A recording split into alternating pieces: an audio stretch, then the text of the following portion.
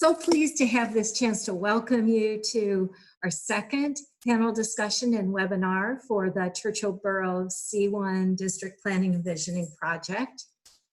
My name is Elaine Kramer, and I am a community planner with Pashik MTR, which is a consulting firm. And I'm here with Jim Pashik, who is our firm's founding partner, and my colleagues Heather Fuller and Keely McDonald, as well as Tess DeYoung, who is from Connect. That's the Congress of Neighboring Communities here in the Pittsburgh region. I'm so thrilled to welcome you all to the webinar, and I want to share the screen and start showing you some cool stuff.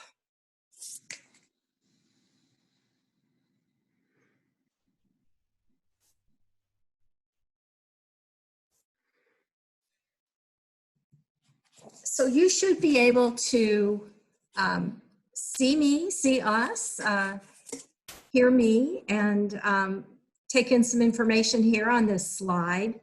This is an informational slide we'll keep up just while people are getting settled in. And we wanted to have this up while we welcomed you again, all of you residents, and welcome also to the panelists, whom we'll introduce in a moment.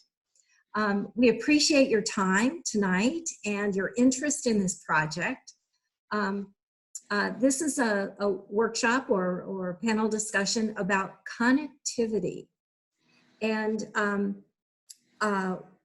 we will be showing you, as you look at this slide, you can start to see the agenda, but we'll talk about that again in just a second. So we're here tonight to talk about connectivity related to the C1 district. And I'm showing you the zoning map because first I wanted to give you just a brief introduction to this project. Churchill Borough decided to undertake a community visioning project regarding the future of its C1 district. This is the borough zoning map, and R stands for residential and C stands for commercial. And so you can see this area right here is the C1 Commercial 1 zoning district. And this is the part of the borough that many local residents will know as the former Westinghouse R&D site. And this visioning project is asking residents of Churchill what you would like to see happen there in the future. The visioning project is an outgrowth of Churchill's 10-year comprehensive plan. So back in 2016 and 2017, Churchill, Monroeville, and Wilkins began developing a joint comprehensive plan, which was adopted in 2018. And one recommendation was for Churchill to proactively plan what could happen in this large part of the community right here, which has had little use for many, many years now. So that comprehensive plan begat this visioning initiative. So I want to talk for just a minute about how tonight's webinar fits in with that planning and visioning project overall. This is a 6-part webinar series. This one that we're on right now is the second of the 6. And these are opportunities for residents to listen to panel discussion and ask questions of people with expertise in various topics. And the panel discussions and webinars are all designed to help residents learn more about the possibilities of new development at the C1 district and become engaged in the visioning process. So besides this, as many of you know, there is a community questionnaire that you can fill out either online or on paper. And you can go to churchillborough.com or call the borough office to learn more. About this webinar, here are some logistics. It's being recorded for later viewing.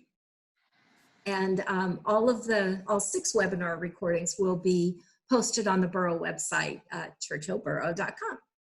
And this agenda shows how we will divide up the time in the webinar.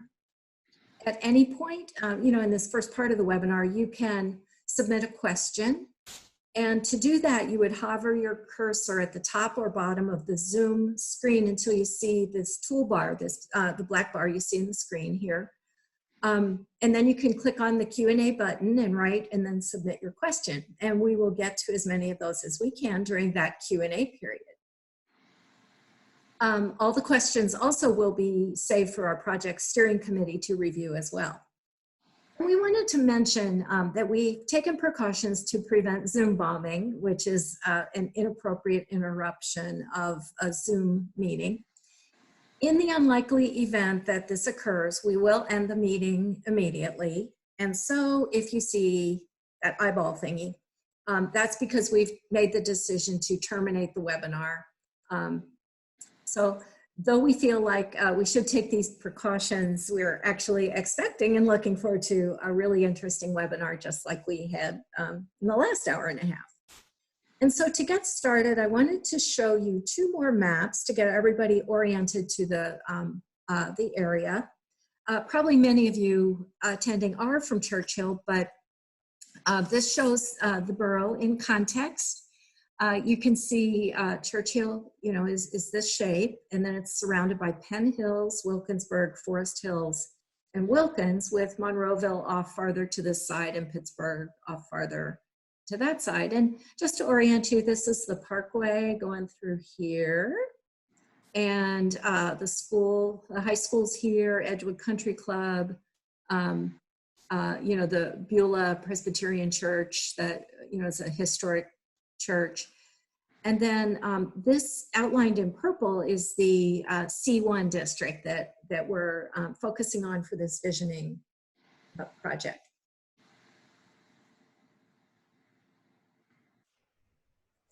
And then here you can see a blow up of the C1 district, again with the, the major transportation arteries nearby. Here we have the Parkway East, Beulah Road, Greensburg Pike, and Lewin Lane is kind of tree covered down here, but it's under there somewhere. And it may interest you to know that when Westinghouse designed this site in the 1950s, they designed it to look like a locomotive engine from the air. Of course, Westinghouse Electric was, one of the biggest parts of Westinghouse, but Westinghouse also made air brakes for trains. Long before the days of Google Maps. And so I'd like to move on to panelist introductions, and I'm so excited for everybody to get this chance to meet these experts who are just a really amazing group of people. They work in transportation planning, and they either work in transportation planning or really understand Churchill's connective routes for driving, walking, and biking. And we're so honored that they volunteered to be with us this evening and share their expertise. So I'm going to introduce them. And I want you to know that longer bios for our panelists are posted on churchillborough.com, so you can read more. I've had to abridge them for time. Ken Balke, hi Ken. Is a longtime resident of Churchill Borough. He retired as a consulting engineer at Westinghouse Electric with 42 years of service that included 2 different stints at the Westinghouse R&D Center. He is an avid runner, walker, and cyclist, and thus he knows every route in the community. Professionally, Ken has held numerous positions in the nuclear industry, including developing nuclear engineering safety standards used by many industries. He earned bachelor's and master's degrees in mechanical engineering from the University of Pittsburgh, and currently serves as an adjunct faculty member in Pitt's nuclear engineering program. Eric Borer, hi Eric, is the advocacy director for Bike Pittsburgh, which is a 3,500 member bike and pedestrian advocacy organization in the Pittsburgh urban area. He works most closely with the city of Pittsburgh and other stakeholders to install on-street bike infrastructure, such as bike lanes and bike racks, as well as pushing for bike and walk-friendly policies and funding. He moved to Pittsburgh in 1995 to attend Pitt, and he fell in love with the bicycle while in college, and then that made him fall in love with Pittsburgh, and he's still here. Leanne Cheney. Hi, Leanne. Leanne is an active transportation planner at the Southwestern Pennsylvania Commission, called SPC. This is the metropolitan planning organization serving the Pittsburgh, the greater Pittsburgh 10 county area. And Leanne previously served as the chief planner for Indiana County and then became the executive director for the Blairsville Community Development Authority. She works every day to help create safe, comfortable, and connected networks for people who bike and walk in communities across southwestern Pennsylvania. She has a bachelor's in regional planning and a master's in geography from Indiana University of Pennsylvania. Bill Lestrick. Hi, Bill. Bill supervises the safety section in the traffic unit at PennDOT District 11 and is also the PennDOT District 11 Bicycle Pedestrian Coordinator. Now, the safety section performs traffic studies related to speed limits, stop signs, truck restrictions, etc. And the safety section also analyzes crash history to determine where improvements can be made to help reduce the severity of crashes and fatalities in our region. As the Bike Ped Coordinator, Bill works with the many municipalities in our region, providing assistance with developing comprehensive plans and designing new facilities along state roadways. He has a BA in Civil Engineering Technology from Point Park. Ann Ogorek. Hi, Ann. Ann is the Assistant Director of Mobility and Transportation Initiatives at Allegheny County Economic Development, also called ACED, if I slip into acronyms. She provides planning and technical support to municipalities and community groups for transportation projects and helps to plan county transportation projects. She works closely with the local Metropolitan Planning Organization, which is where Leanne is, and also with PennDOT, which is where Bill is, on the planning and programming of state and federally funded transportation projects. In addition, she oversees the transportation element of Allegheny Places, which is the county's comprehensive plan, and Active Allegheny, which is the county's active transportation plan. She's also a board member of the Port Authority of Allegheny County Public Transit System. She has a bachelor's in public administration from Northern Iowa and a master's in city and regional planning from Ohio State. And her participation in on the board of the Port Authority links us to Amy Silberman. Hi, Amy. Amy is the Director of Planning at the Port Authority of Allegheny County, where she's worked since 2013. And her department oversees transit-oriented communities, station design, long-range, multimodal, and corridor planning for the agency.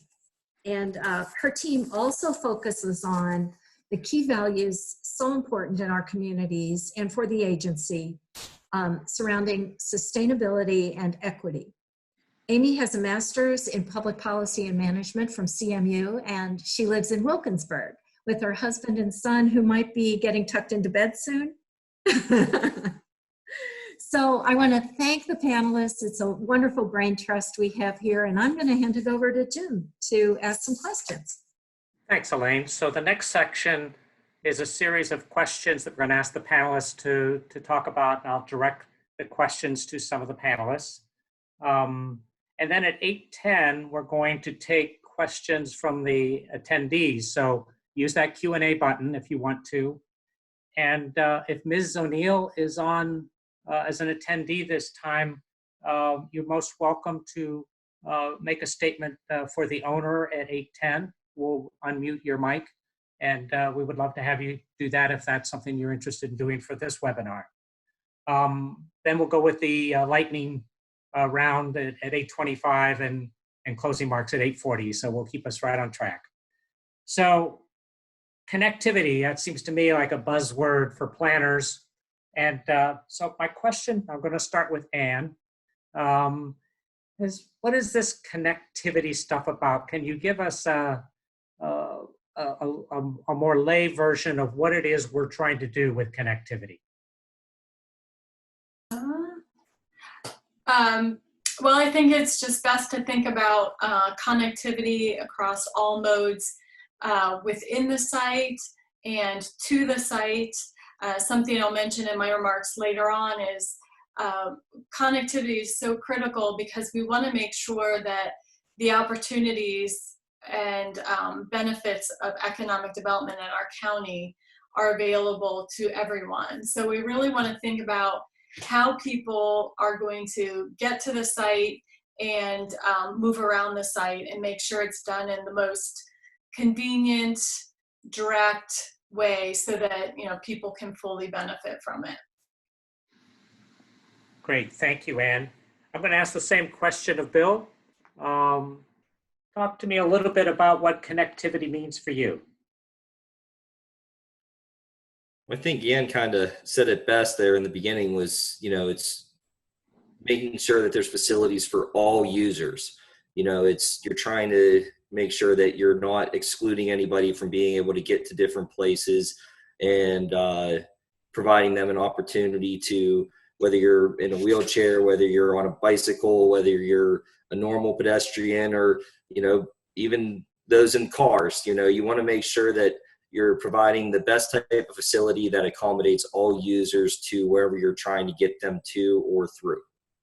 So let me ask a follow-up to both of you, whichever one wants to speak, Ann or Bill. But so now we're dealing with a C1 district in Churchill. That's a commercial district. We're not sure what that's going to be, but why is it important to be connected to a commercial district in the community? Either one of you. Presumably that, I guess there's a chance it could be residential in the future, but connectivity to a commercial district is jobs and could be education or training.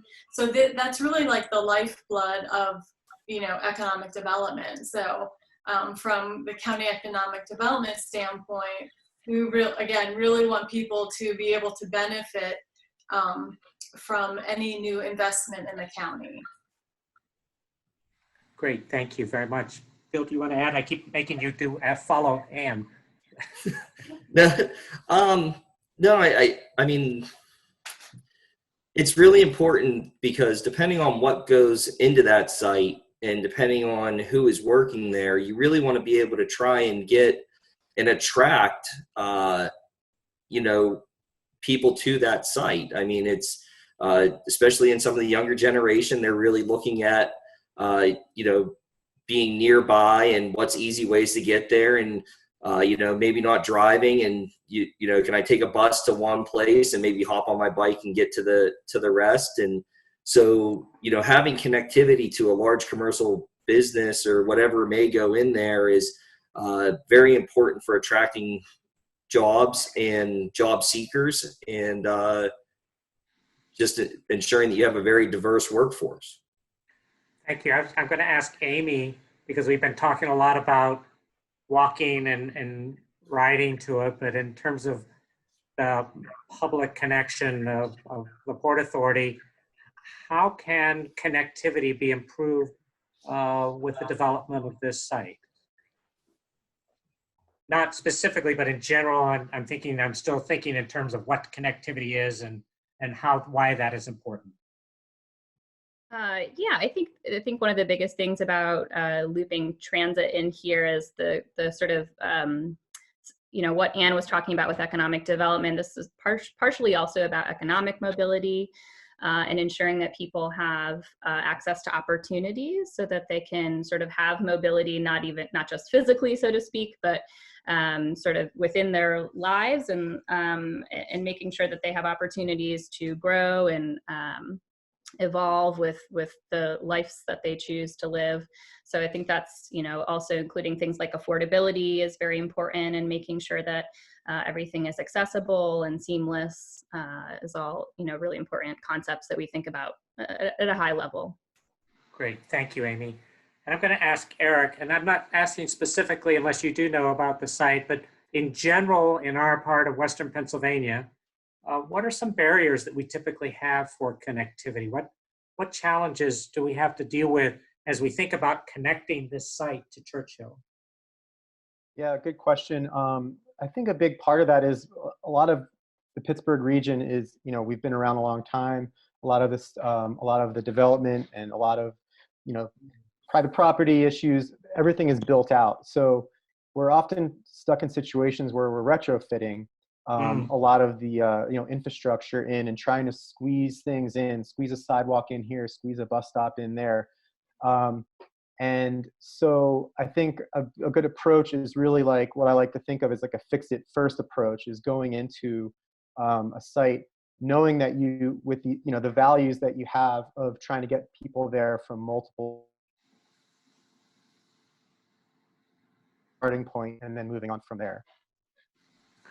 Great, Eric. Would you just finish that? There was a little bit of a pause there, just the last statement.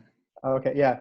I said I like to think of places as to approach development projects with a fix-it-first approach, where you show up with values of, like, say a value would be making sure that everybody could get there without without a car, for instance, and then that will help you set what you'd like to accomplish with the project itself.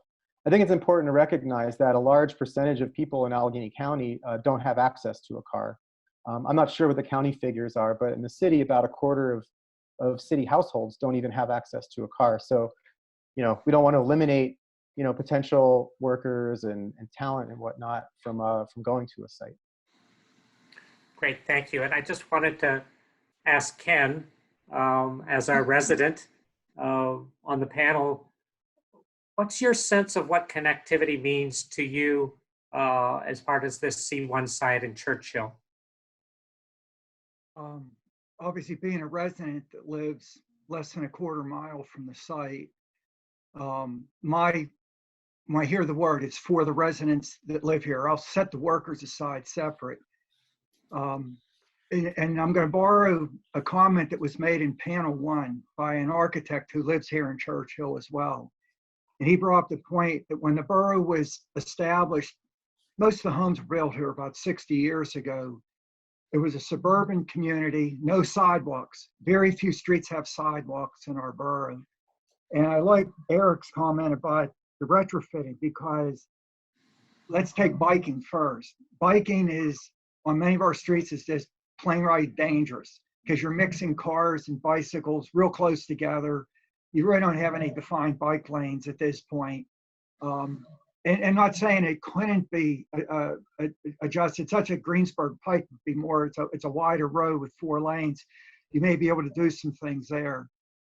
And so on the biking, there's some real challenges if you say, hey, we can start biking around this area that's being developed or into it.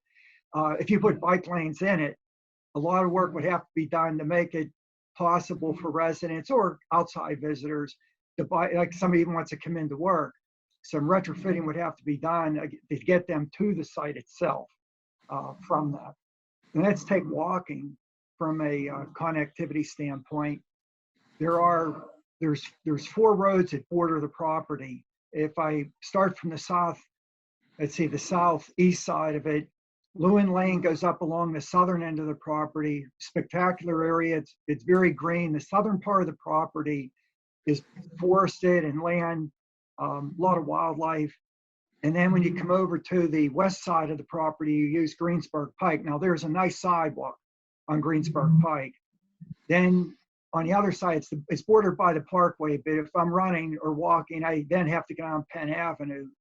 And Penn Avenue, I try not to do it too much, because the cars are coming by 35 miles an hour and you're standing, your sidewalk is right next to that heavy traffic. And then finally, Beulah Road borders the eastern side of the property. It sits well below the property, has about a 50 or 60 foot wall, I wouldn't say wall, or steep embankment above Beulah Road. And I generally don't run Beulah Road because there's so much traffic on it, but I do use Old Beulah, which is adjoining to it, which is very pleasant. So I'm thinking of connectivity right now, because of that site, for the 70 years that it's existed, my area in Royal Oak, we're separated from the people over in the other side on Greensburg Pike. and we're separated by people in Blackridge. It's not easy to walk within my community is easy, but to walk in my community to another part is very hard. If the site was opened up, if the owners were willing to open up the part of the site, you could now really make some greater connectivity across neighborhoods in the borough itself. And Great. Thank you. Employees too. Thank you, Ken. That's a great point, and that's why I was hoping you would share that as a resident. I'm going to switch now to Bill and Ann. We don't know what type of development might occur in the future in the C1 district, but let's imagine a spectrum of possibilities ranging from residential to mixed uses to research and development labs and offices to manufacturing to warehouse distribution. Bill and Ann, as transportation planners, can you help citizens picture different scenarios for their community in the future for the various types of redevelopment, or what additional infrastructure would be needed to put into place? So for, I think I put the comma in the wrong place, but for various kinds of redevelopment scenarios, what kinds of additional infrastructure would need to be put into place? And so I open that up to Ann or Bill. Yeah, I think we'll probably get into the nitty-gritty of all the different types of transportation elements that can be added to the site, but you could picture if it was residential, you'd have a network of streets, and again, I'll show my bias when I say sidewalks all the time, you know, but you could imagine streets, residential streets with sidewalks, maybe bike lanes, but great element would be shared use paths that could provide some of that connectivity that Ken was just mentioning, and it was something I noticed too when I looked at the map, as well as, you know, transit stops. If you were looking at more of like a mixed use development, additionally, you may need streets that have on-street parking, again, bike parking, wider sidewalks for more activity levels, transit stops, and maybe even some structured parking to allow for some more of that traffic. And then for other uses like office or manufacturing distribution, you could envision maybe a smaller network of roads to get vehicles in and out to serve the main buildings. But I'd also promote the idea of shared use paths and sidewalks through those types of developments as well. A lot of employees and staff would use those on their breaks or before or after work. So those were the types of things I was thinking of on site. And I think Bill was going to help us imagine what could happen off site. Yeah, and so I did spend some time, a lot of my years at PennDOT in our highway occupancy permits unit. So, you know, I dealt with a lot of these kind of, maybe not such a large site, but I mean, things like the cracker plant and other stuff that have had some major impacts on roadways. And what you can really see is it really depends on what's coming in. And there's a lot of things that kind of lead up to that. You know, everything kind of starts off with the scoping, and then you kind of start having to do traffic studies to determine what improvements could be needed to handle traffic to there. You know, with such a large site, you know, you could be looking at turn lanes, just off of some of the main arteries going around there. You know, ideally, hopefully nothing off the parkway. We don't want really, that's always a difficult thing to do because you have to do almost a big point of access study, and those are quite a handful to get through. But you could definitely see many roadway improvements, and depending on how much traffic could be generated by the site could cause you to have to add lanes, potential modification of what facilities are around there. You know, if you can maybe take something like Greensburg Pike and maybe do a road diet on something like that, which is, there's kind of a road diet works a couple different ways. There's make them fat or make them skinny, and make them fat, you add a lane and maybe you add some area for bicyclists as well. And if you make them skinny, maybe you take away a lane. But you know, there's a lot of traffic analysis that has to be done to really show what would be needed around there. But you could definitely look at, for such a large site, you know, there's definitely probably going to be something needed. It's just a lot of analysis at many intersections nearby. the Penn Highway intersection, right where it intersects with Beulah Road, the Beulah Road, wherever any entrance might be for the site, you have to analyze those and see what kind of improvements would be needed. Thank you, Bill. I could add one more thing on from Ann's comments, and that is just because it's sort of new in the planning realm, at least here in the Pittsburgh region, which is thinking about transit operations in advance of building out larger sites. So we have started to have those conversations. For example, at the Hazelwood Green site had transit coming to it really before much build out of that site was complete at all. And so it's a trickier conversation. It's hard for us to put in transit service where there aren't people, but it's also hard for a developer to build out the type of infrastructure, or for PennDOT to build the type of infrastructure that they need without sort of projecting how many people might take transit to a site. So it is really important for us to think about how transit might come to a site, what type of development it is, might attract different types of transit from different places, whether it's, you know, more white collar jobs or blue collar jobs. Or, you know, shift work, overnight work, et cetera. And so we are really starting to get into a space where we can start to plan for some of those things and cost out different scenarios. And that actually might end up being something that can help us shift infrastructure discussions too. Maybe it means that, you know, an on and off ramp aren't needed because we really think we're going to get enough of sort of a mode shift to use transit, and not 100% of the people heading to the site are going to need to drive their own car, for example. Yep, thank you. I was going to mention that as well. Thanks. Thank you, Amy. The next one is for both Amy, and we're going to just continue on with this thought, Amy and Eric. So when the site is developed, it could be 24 hours a day, or it could be just from 7 a.m. to 11 p.m. We just don't know until we see what the development's going to be. But how do we provide mobility for workers throughout the day? What are the critical elements we need to have for providing workers? It's for Amy or Eric. I can start. So for transit, you know, one of the most important things for us to think about is the span of service. So that's the earliest trip in the morning to the latest trip in the evening. That very much is dependent on what type of activities are happening in a development.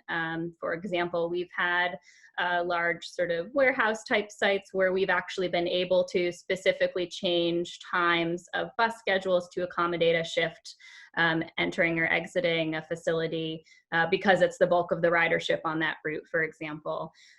But it's also really important to think about transit frequency when we're talking about different times of the day, even if it's shift work and it's very predictable known times that people are entering and exiting.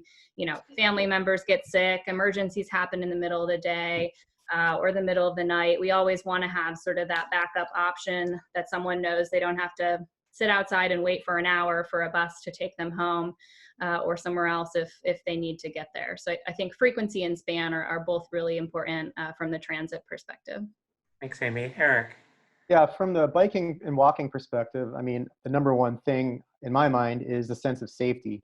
And that can take on a variety of different, you know, people define safety in different ways. And so, you know, safety can be defined such as, you know, it's safe to walk or bike there without cars, you know, it's designed in such a way that cars aren't speeding through there. Another aspect of that, especially if people are, you know, if there's nighttime workers, is making sure that there's lighting and just basic things like that. Also, just even thinking through where the sidewalk is located. You know, is it next to a building or is it out, like wide out in the open? And, you know, where everybody, you know, from the surrounding area can see you. So you might not feel as safe walking along that corridor. So just really being conscientious and thinking through, you know, all of those elements and what it would actually feel like to be in that space. I think it's really important just to bring yourself down to the human level and really think through what that's like. Terrific, thank you. One more thing to Go ahead, Amy. Safety comments. I knew he was going to talk about them, which is why I let him talk about that first. It's obviously important for transit as well, as people are often waiting. at night.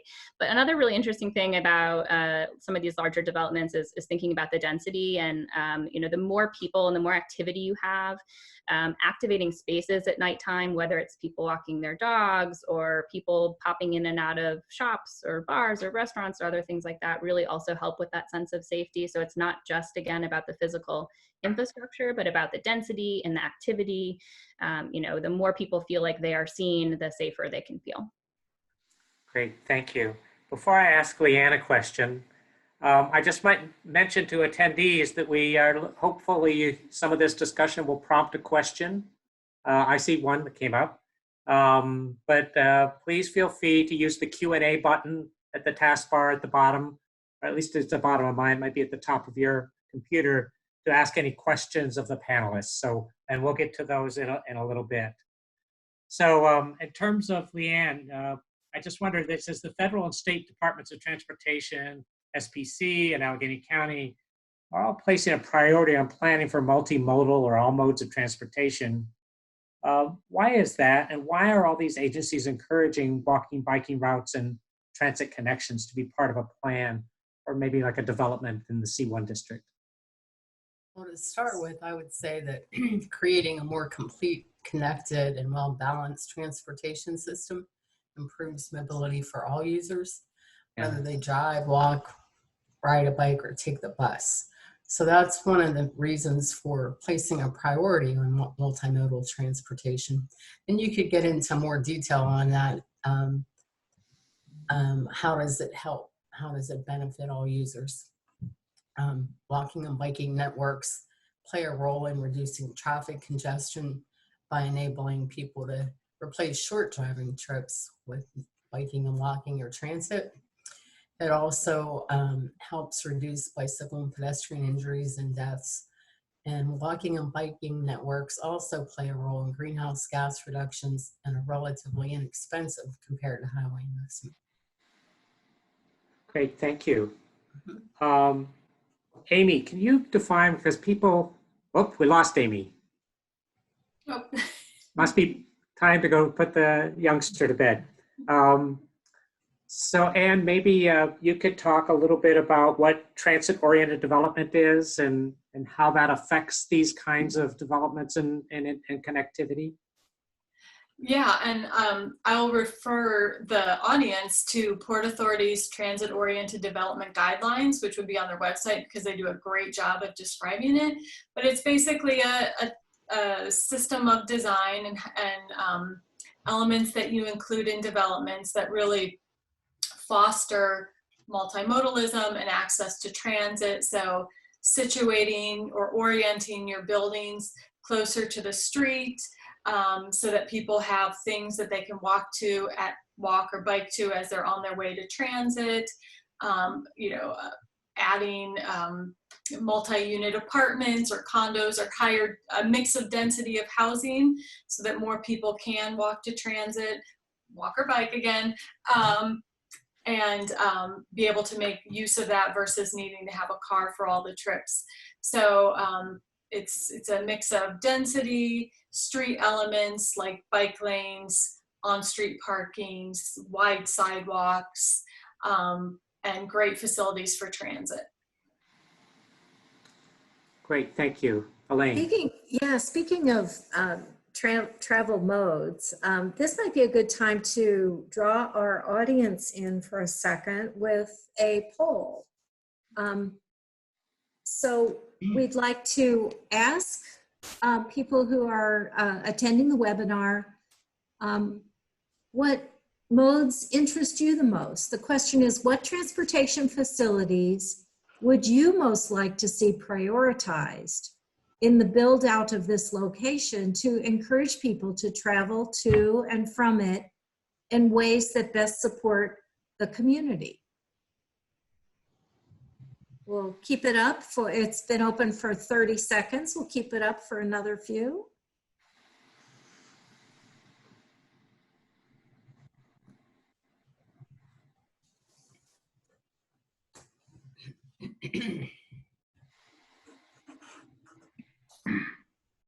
People are still voting. Oh yeah, those votes are coming in.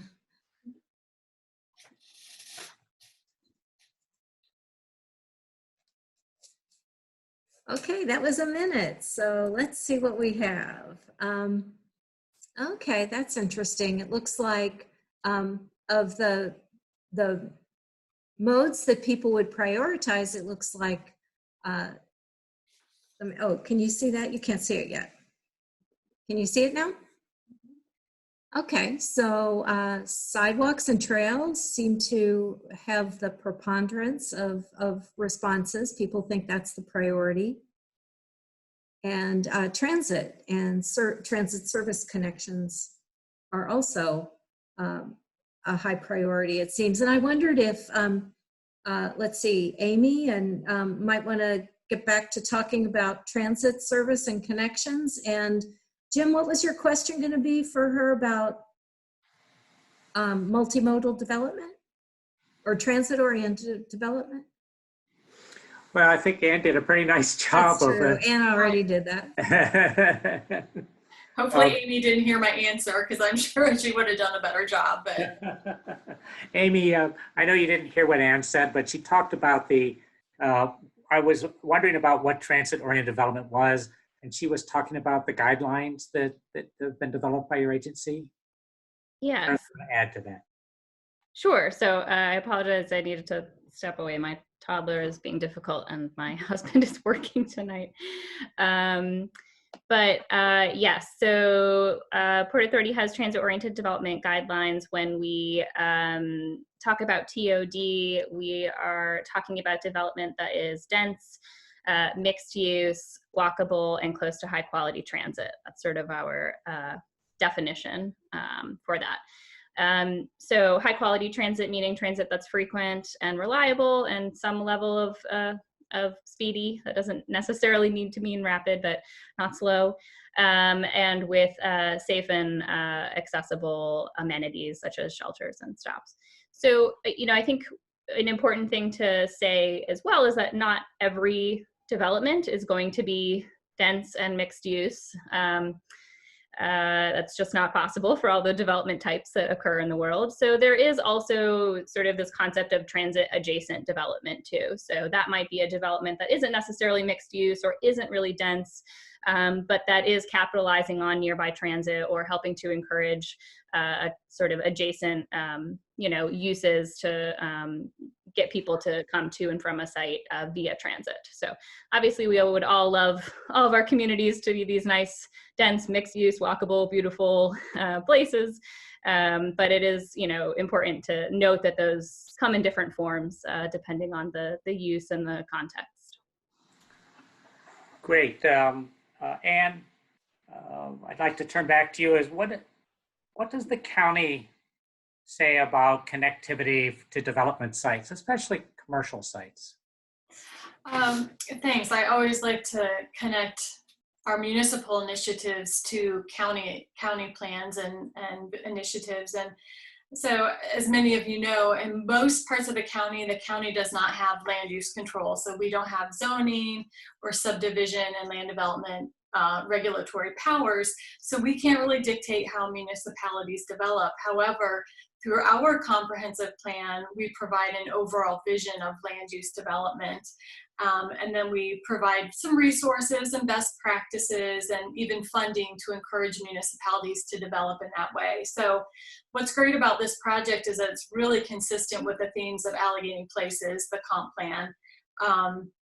One of the overriding themes of Allegheny Places is the importance of redeveloping our existing places rather than developing new greenfield sites. So the plan doesn't necessarily dictate exactly how a site is developed. We give broad principles that we would like to see as a part of that development. So for example, efficiently connecting all people to jobs, schools, and activities, supporting mobility of existing communities, providing efficient access to new development, and encouraging multimodal connectivity. So that's one way the county, can kind of share our thoughts about how we would like redevelopment to take place.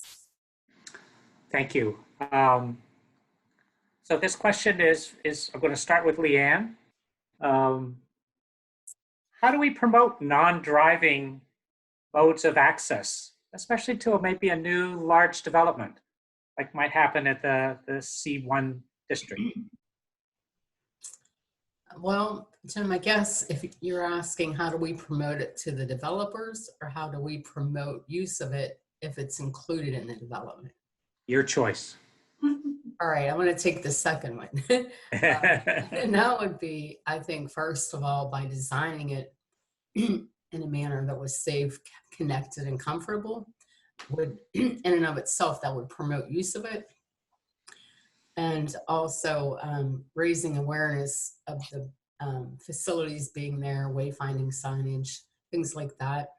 I guess to go back to how would you promote it to the developer, because I didn't think about that perspective.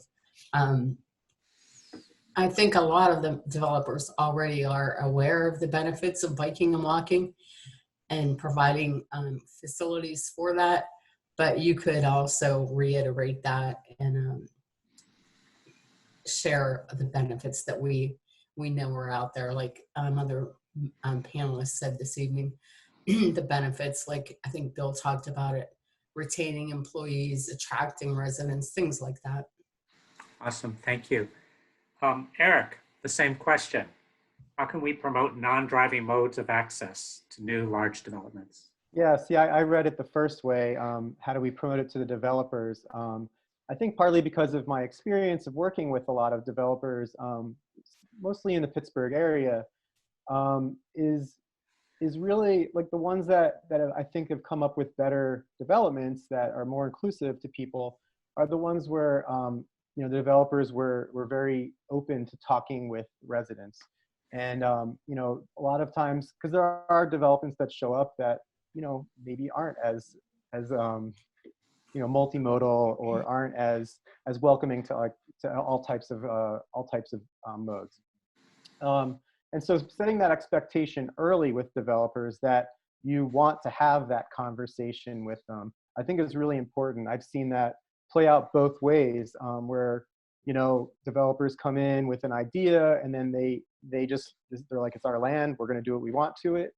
And then there's no back and forth with the community about how this development can improve their community. And then I've seen it the other direction where developers show up and they're like, we want to get the best development we can, you know, let's talk. And so like that, how you can encourage that, you know, the second type to encourage conversation, I think is really important. And then you see that play out like all the time with developments around the city. And you know, just with that in mind, it's also important to think through how those connections, you know, are connected to, you know, other amenities, not just in your own neighborhood and not just in your own municipality. Great, and finally, I'm going to ask Amy the same question, which is how can we promote non-driving modes of access? This should be near and dear to your heart. Yeah, to not repeat things that are already said, I'll go a slightly different direction, which is thinking about sort of how we promote accessing after the development is there. Or in sort of the building out of said development. So I think that's really about the infrastructure that we've already been talking about, making sure there are safe and accessible pathways for walking, biking, making sure there are amenities for transit.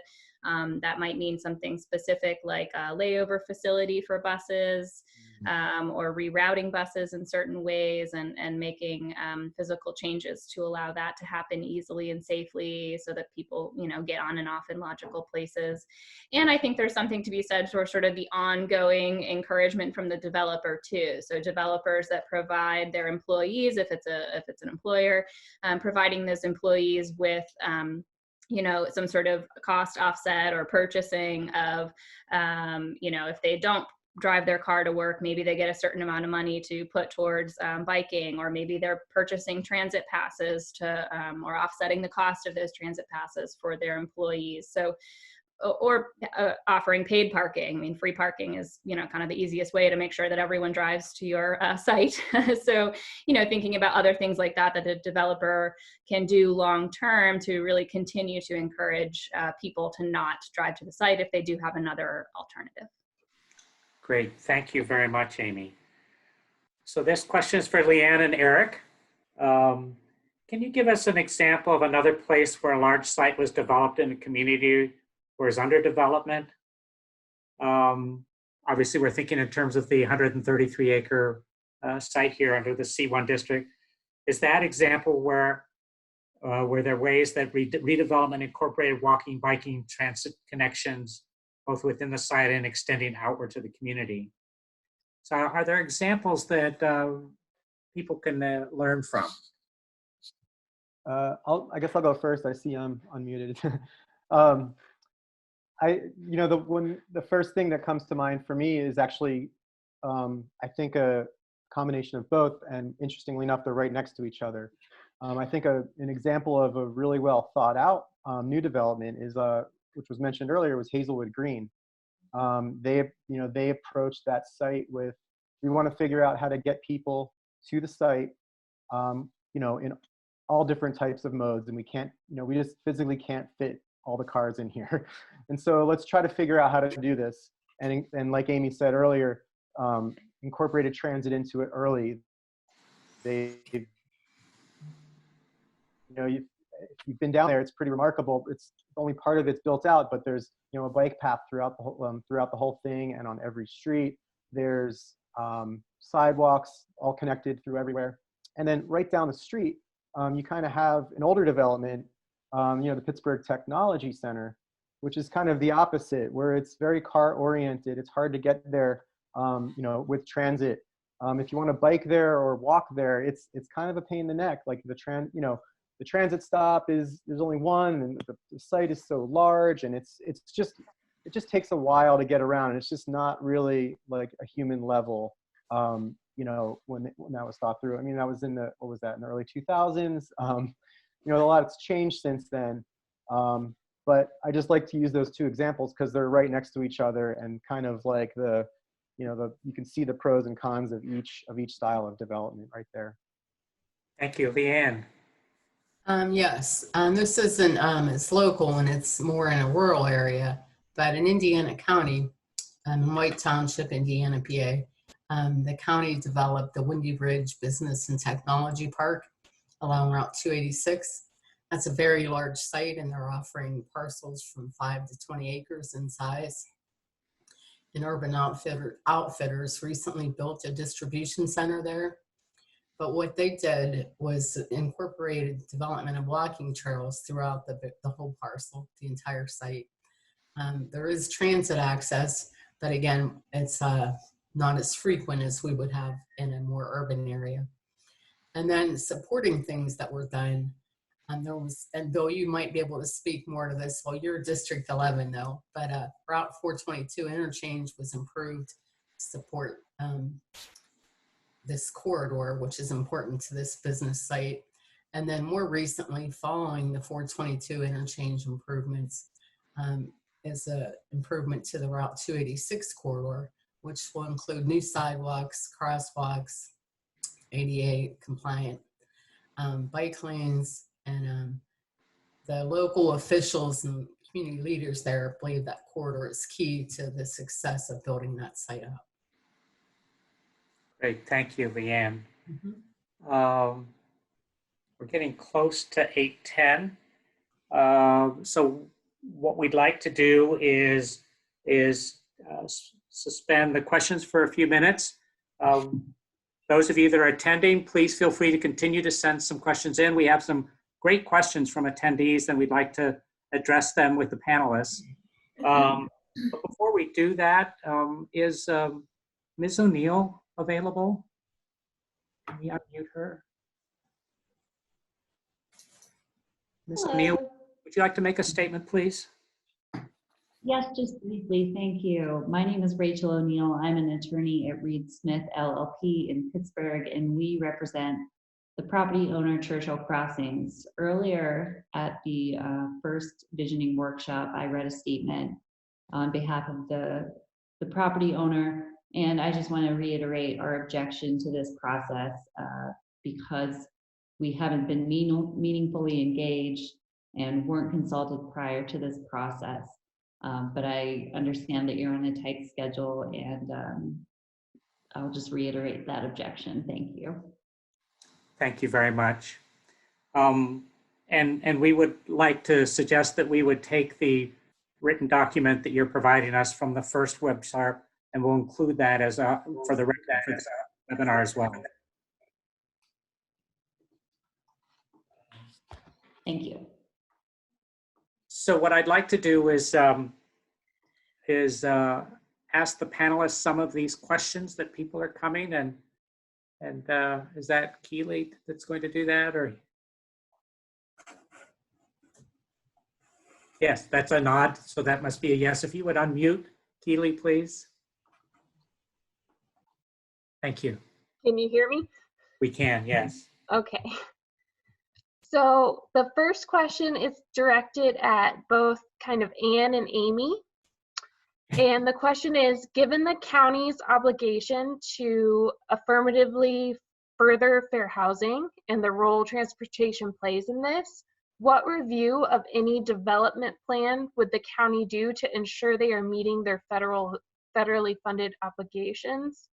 Will they do a transportation analysis for the impact on concentration of race and poverty? Just your thoughts. Yeah, no, that's a really great question. We have, in our department in economic development, we have a whole housing division that would be the entity that has to comply with those fair housing rules and regulations.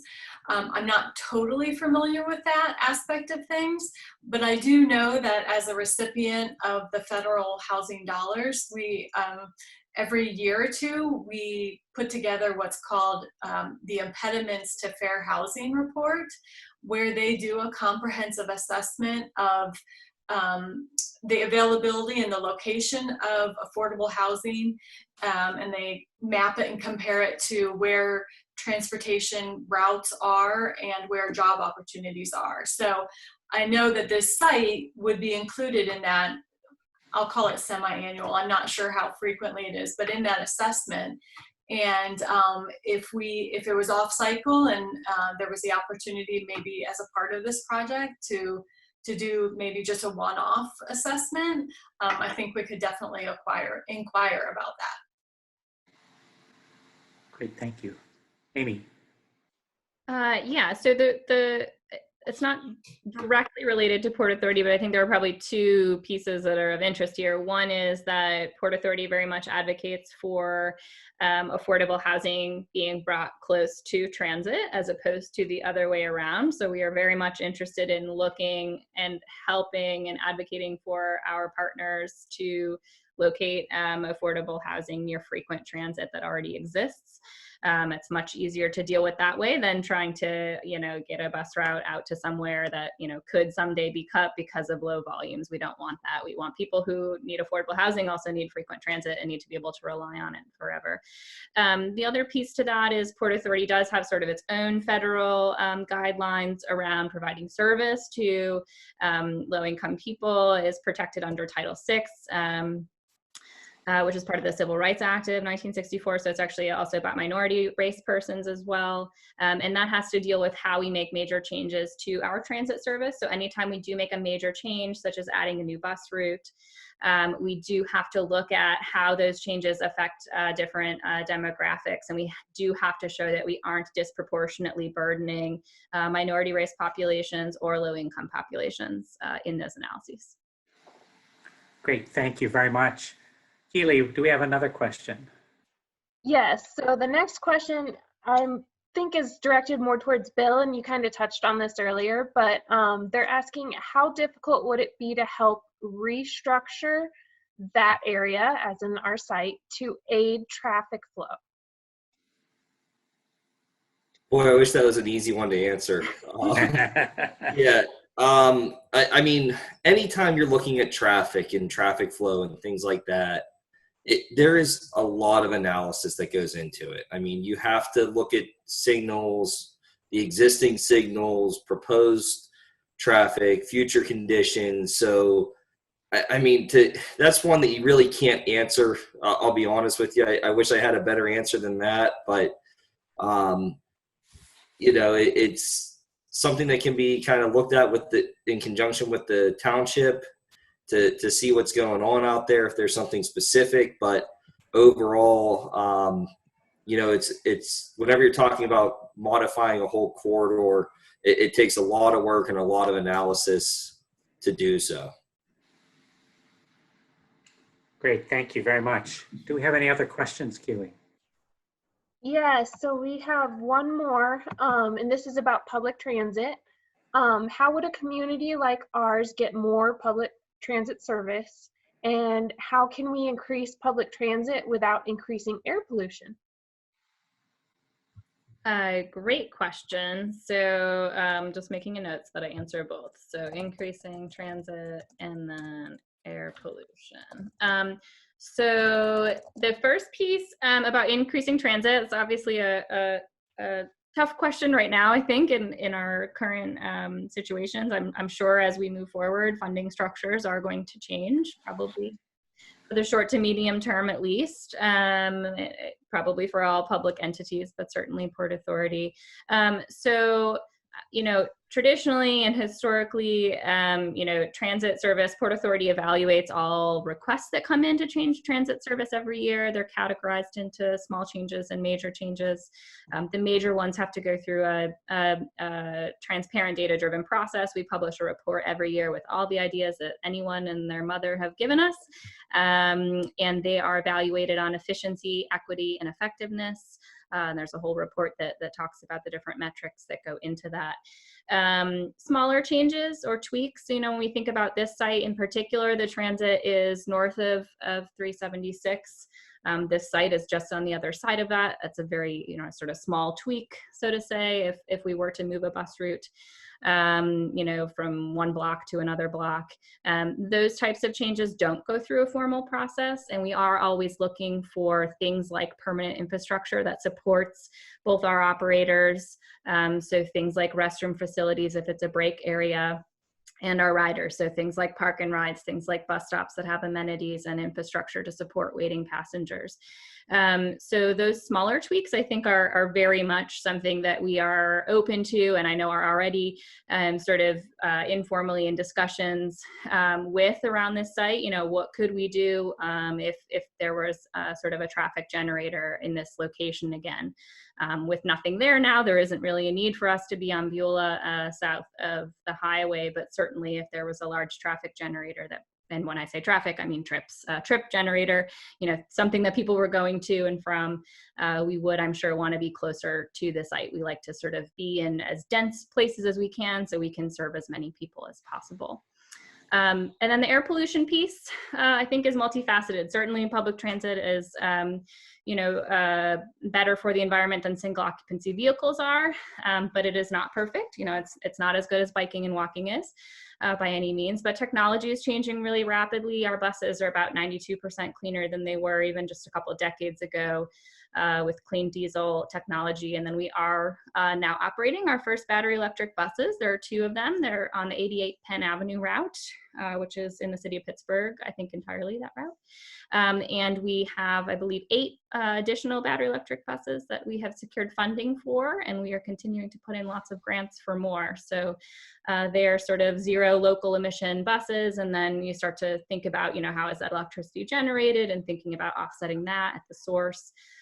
So lots of ways that we can make our sort of hyper-local air quality, but also our regional air quality much better with transit. Great, thank you. Do we have any other questions, Keely? Yes, we had another one come up. If there is a major development that could bring large traffic, how feasible is it to get a direct freeway access, or how best would it be handled so that the traffic does not have to go into the smaller street infrastructure? And that's for Bill.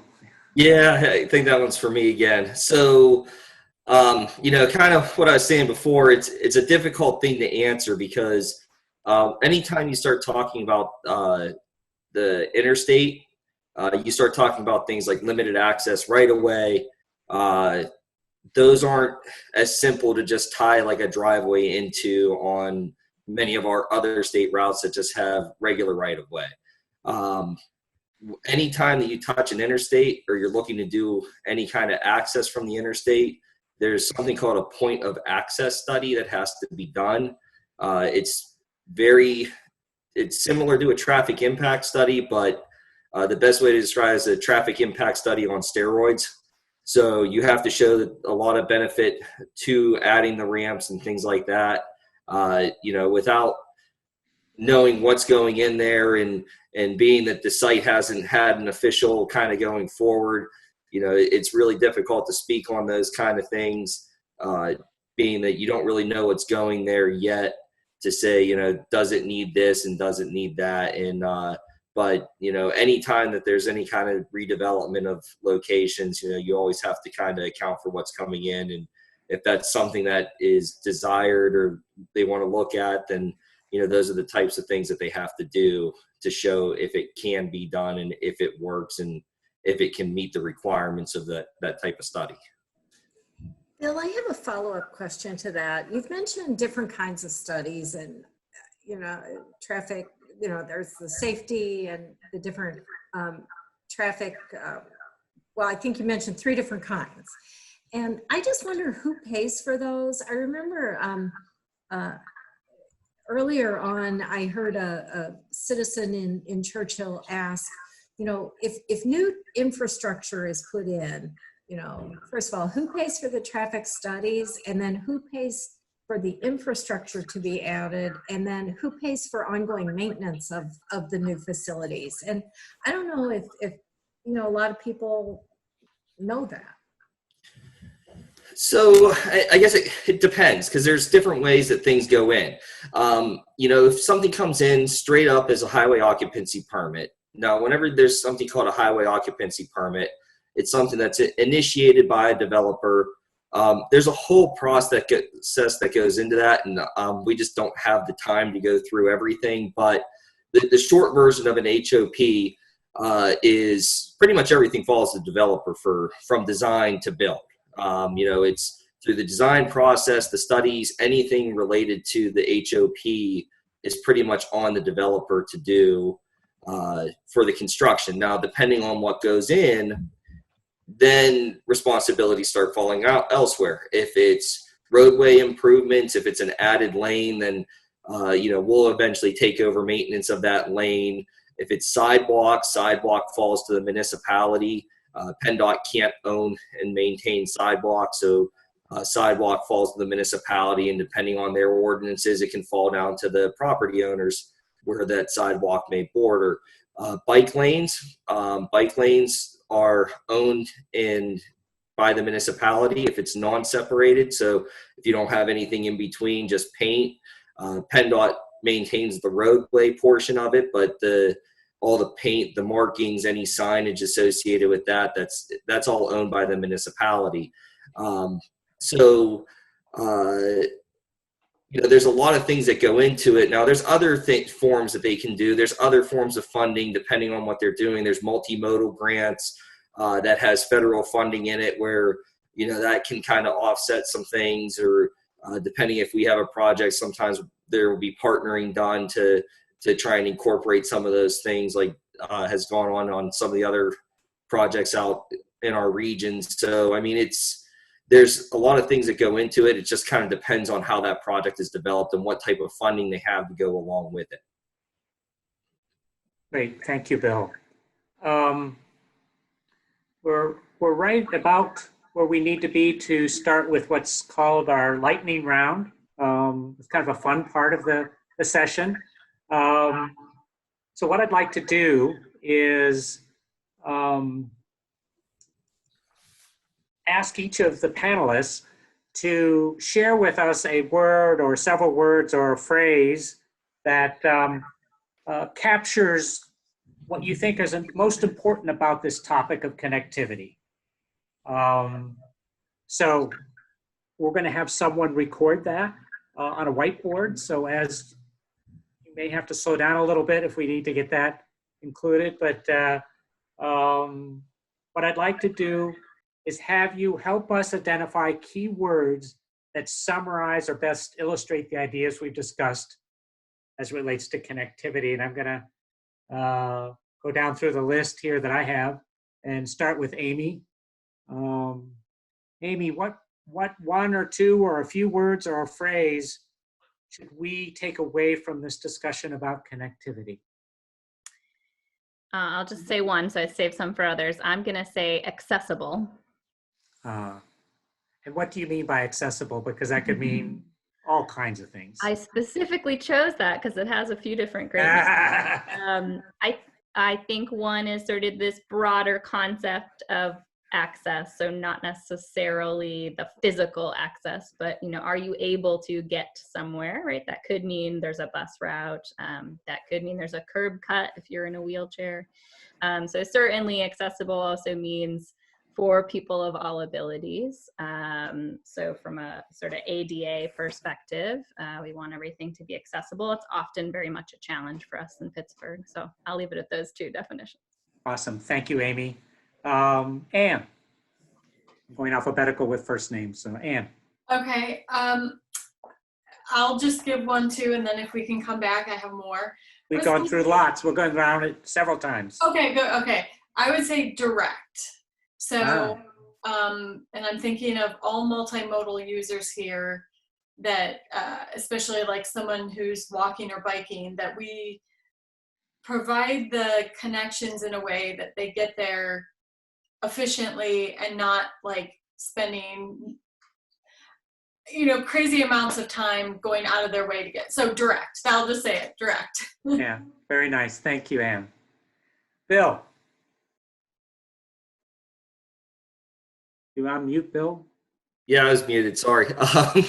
I would say, being accountable in what you're doing and having accountability to make sure that what you're trying to do is accounting for all types of users that may be accessing or trying to get to your location there.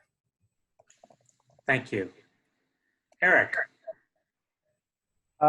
It's kind of a riff on what's been said, but I think the word that I thought of was complete streets. So kind of the same thing, which is, taking a fix-it first approach, like I mentioned earlier, and thinking through all potential users of a site before you make decisions on what the design is going to look like. So thinking through everything from biking, walking, to transit, to deliveries, to bigger picture, like is there a trail network nearby, etc. Terrific. Thank you.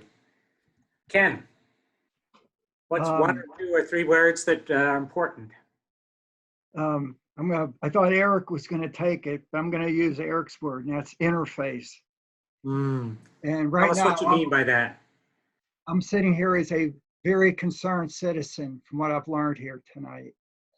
And that I was on both panels. I listened in on the first panel and the second. That right now there's not an interface between the owner and my borough council, and that there's no interface there. And if I listen to what Eric had to say, that where the interface occurs, where the owner's open to work with the interface with the residents, you end up with a good situation, which he indicated with like the Hazelwood Green project. And with us not having that interface, I'm sitting here concerned that if this is done the wrong way, property values drop. And all the conversation tonight too was about people coming into work. And I'm sitting here as a resident, my fellow residents I talked to this afternoon, our aspect is connectivity. Like if there a coffee shop, can we walk up to it? Right now you could not. It'd be difficult to walk in from a safety standpoint. So I'm very concerned on this interface or lack of it. Right. I just would caution you that you've heard one perspective from the owner on that, and that just be aware of that. Leanne. Do we have Leanne? Yeah. Oh, yes. I'm sorry. I thought you said Ian. No, Leanne. Yeah, and just a word or two. Well, I would say an umbrella term for me would be community connectivity is paramount. And then achieving that by improving mobility and physical connectivity. Great. Thank you. We're back to Amy. I will add safe. So I think that means physical safety. So are there protected pedestrian and bicycle facilities in particular? It sounds like I'm actually not super familiar with Beulah Road, but it sounds like it's not a great place to be as a pedestrian. And personal safety. So thinking about, nighttime activity and other things like that. Thank you. Anne? I would say coordinated. So the modes coordinated and the operations of the modes are coordinated. So can you explain that a little more so I understand what that means? Well, if you're going to make improvements to traffic signals in the vicinity of the site, are they coordinated, in the vicinity with other traffic signals, and or could they be coordinated with Port Authority traffic signal, transit signal priority, those types of things. Good, thank you. Bill? I'm going to go with convenience. So making sure that the site is able to be accessed easily, and that it's convenient to do. A lot of things is whenever you're talking about increasing some of the connectivity and pedestrian and biking, is having good routes that are convenient that help promote that.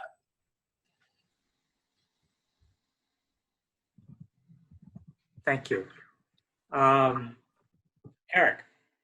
I'm going to go with equity on this one, and recognizing that not everybody, there's no cookie cutter solution to everybody's, individual needs. And so, casting a wide net and making sure that, things are accessible for all types of people, regardless of your background, your income, your mobility, etc.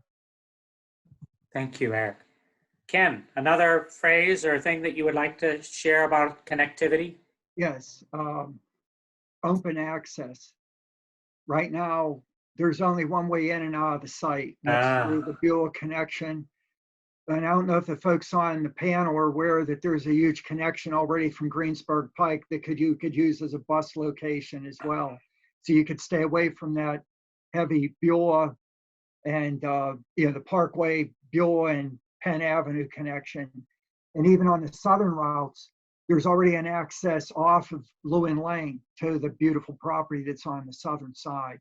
Because if you open the access, now you've just made the site way more accessible for people to walk or bike to get up if there's something like a coffee shop or a restaurant for the residents nearby, and even for the workers to be able to get in and out. And right now there's no open access, and never has been, except for the Greensburg Pike connection. Absolutely, and there's a high school right there too, so that's important. That's correct. Right at the Greensburg Pike, the high school's right across the street. Great, thank you, Ken. Leanne, another one. Network. I think it's important to not just have like a piecemeal development of things, but a community-wide network that might be comprised of more than one type of facility. Network. Alrighty. Connected network. Yes. We're back to you, Amy. Have we exhausted your ideas? No. Oh, good. I'll add, and I think I think you guys have another session on this maybe next week, but I'll add human scale. And so thinking about sort of the form that this development might take, I think it kind of has to do with the open access comment. But having this development, which is a very large site, but surrounded, to my knowledge anyway, mostly by single family homes with the exception of the school, really feel like it's part of a neighborhood and not feel like this giant monolith or something similar. So really bringing that down to a human scale. And that doesn't necessarily mean that something that was inside a monolith couldn't still be there. But when you think about the form and the design and what that looks like when you're on the street or on the sidewalk, I think that really can transform the community feel of the space. Thank you very much. Well said. Anne, anything? Options. What do you mean by options? Just in the, as the site concepts are determined or developed, you know, that we just always keep in mind the full range of options for modes and points of access and so forth. Terrific. Thank you very much. Bill, do we have any more on your list? Yeah, I came up with one more here. Awesome. Feasibility. So the feasibility of what you want to do out there is, you know, while it's great to have these amazing ideas and, you know, you really want to try and get all users there and you want to do that, there are constraints. I mean, not to sound like the bad guy or anything. It's just that you have a lot of constraints out there with, you know, Ken was saying with the hillside on Beulah Road, and you have the parkway right there, and some very high ADT routes. And so it's, you know, while it's always good to really want to have as much as you can, it's always good to just keep in mind is what's feasible in the end and what can you actually get done. Great. Thank you, Bill. Eric. I'm going to go with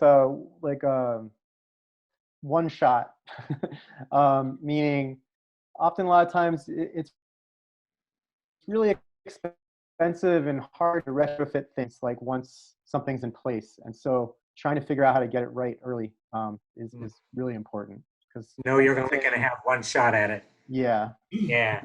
Yeah. Thank you. Ken, another one. Sure. I'm going to borrow from one from the prior session because it fits here too, and that's uniqueness. Unique. Ah.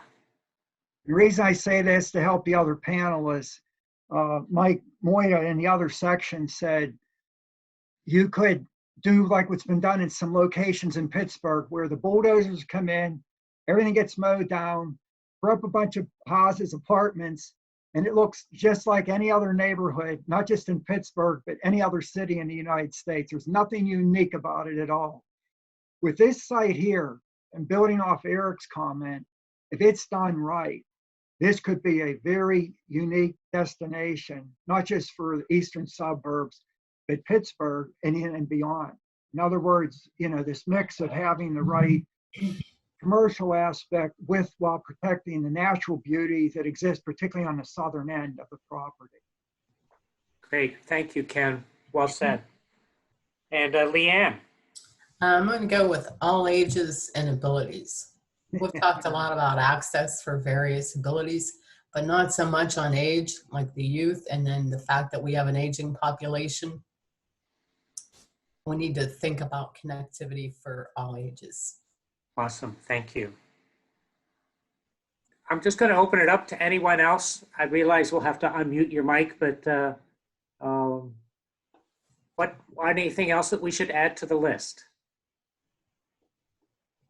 I'm going to throw in social connectedness. What does that mean, Leanne? I think that means really building on a lot of things that are on the list, like the human scale, blending with community, that facilitates social connectedness. Yes. Yeah. Anybody else? Yeah, I'm going to add transected. So, you know, we were talking about some good things about the Hazelwood Green site, and something to keep in mind there is it was also sort of one big monolith parcel at one point, and it is now transected into smaller pieces. And so there is a public road running through the middle of it, which means a lot of different things about connectivity and what can operate there, and sort of the longevity and the maintenance of those facilities, and not leaving it all to a developer. So I think something similar might be desirable to think about in this situation. So not only do we want, you know, maybe nice sidewalks around the edge of this giant property, but it'd be really great if there were some things going through the center of it too that were for public use. Thank you. Excellent. How about anybody else? It's Ken, yeah, environmentally acceptable. I'm looking for a better word than acceptable. In other words, you have this natural beauty that already exists on the property, and whatever you do, whether it's the connectivity and, you know, and how you get people in there, you still want to maintain that beauty, the natural beauty that exists. So it's maintain the natural beauty of the area, of the property. Thank you very much.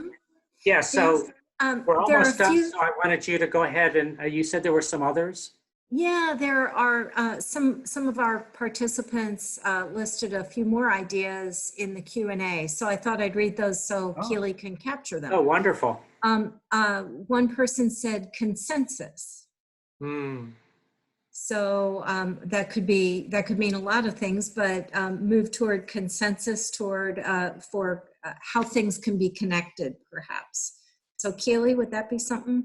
Consensus. Here's another one. It might be part of the connectivity that we mentioned before, but maybe connecting to other community assets. And there's that on the other side of the parkway is a greenway. That, you know, where the former Churchill Country Club was, so connect with that. Seamless integration with neighborhoods, so that's another kind of connectedness. And then differentiation is one, and let's put that under unique up a bit, because it seems to me a little bit like that. How would you know, this be more attractive or interesting than any place else? Forward thinking, so maybe some progressive thinking about what future users, future community members, future people throughout Eastern Allegheny County might want. So forward thinking, and then maybe part of the uniqueness would be going back up to uniqueness. Is there some way to include some sort of homage to Westinghouse through the development of any of the site typology or facilities that are related maybe to connectivity, or maybe in other ways at the site as well, just as an homage to the site in development? Thank you, So those were Elaine. great ones. Thanks, everybody. Yeah, excellent. So I'd just like to thank the panelists. You guys rock. You're an amazing group of people, and the knowledge you bring to this discussion is very special. And I personally want to thank you very much for you taking the time to do this. I'd like to thank the attendees. We had just a little over 40 attendees at one point, and I think that's excellent. I'm really pleased with that kind of turnout as part of this discussion about a vision for the commercial development in the C1 district there in Churchill. So we have recorded this panel discussion along with the one earlier this evening, and we've recorded the whiteboard, so those whiteboards will be saved, and they'll be posted in several places, including the website for the borough. So anyone who wants to go back and look at those or look at the suggestions, those will be available to anyone. So don't lose sight of the fact that we have 4 more amazing panel discussions coming up. So on May 6th at 5:30, we're going to have one on living infrastructure and resource conservation. I know Ken started to talk a little bit about that, and that's a really important topic. Also on May 6th at 7:15 will be one on human well-being, and we have some very interesting panelists to discuss that. On May 13th at 5:30, we'll talk about design standards and form. We'll get in more than aspects of land use planning and design standards. And the second webinar on May 13th at 7:15, we'll start to talk about the market and how that influences what can be done in the C1 district in Churchill. So thank you so much for being part of this discussion, and I really appreciate everything you've done for this, and we look forward to those of you that can to join us on May 6th. Thank you. Thanks. Thank you. Okay, bye-bye.